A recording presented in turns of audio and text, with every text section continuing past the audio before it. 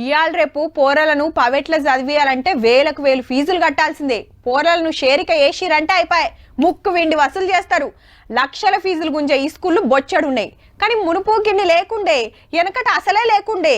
ఇక ఏ స్కూల్లో చూసినా అన్ని కులాలు అన్ని మతాల పిల్లలు ఉంటారు.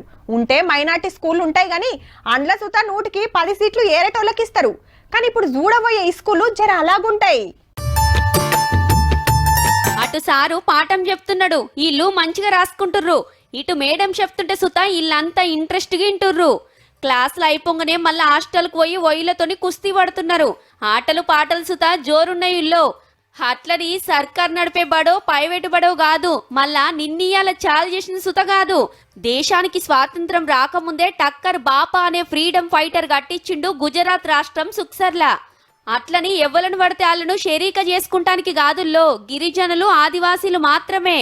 అడవులు కొండల పొంటి ఉండేటోళ్లకు విద్యాబుద్ధులు చెప్పాలే, మన పద్ధతులు ఎరక చేయాలని గీ ఇకమతి చేసిండట.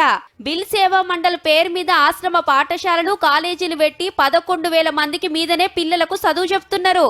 ఇట్లా 17,000 మంది పోతనే ఉంటారు, కొత్తోళ్ళు అత్తనే ఉంటారు. మరి పైసలు ఏడికెళ్ళొస్తాయంటే చందాలు సర్కారు ఇచ్చే స్కాలర్షిప్ల మీదకెళ్ళి నడుస్తుందట అంతా. అట్లని అటు చదువు కాడ ఇటు తిండి కాడ కడమ సవలతులు అట్లట్లనే ఉంటాయి అనుకునేరు. ఏక్ నంబర్ ఉంటాయి. ఇప్పటిదాకా ఇంట్లో చదివిన 10వ తరగతి పోరలు ఒక్కలంటే ఒక్కలు సుత ఫెయిల్ కాలేదంటే చూడుర్రి. మళ్ళా పోరలకు అక్కడికొచ్చే పనుల్లా ట్రైనింగ్ సుతిస్తారట. ఈ స్కూల్ వాతావరణం సుత ఏమన్నున్నదా? కానీ ఓ 10-20 ఏళ్లు నడిపి అటెన్క మాతోని కాదని మూసేసిన ప్రైవేట్ స్కూళ్ళు బొచ్చడుంటాయి. అసొంటిది ఎకాన తీసుకోకుండా ఇప్పటికీ ఆదివాసీలకు చదువు చెప్తుర్రంటే పోరలకు మంచి చేయాలనే ఆలోచనే ఈ స్కూల్ను నడిపిస్తుందన్నట్టు.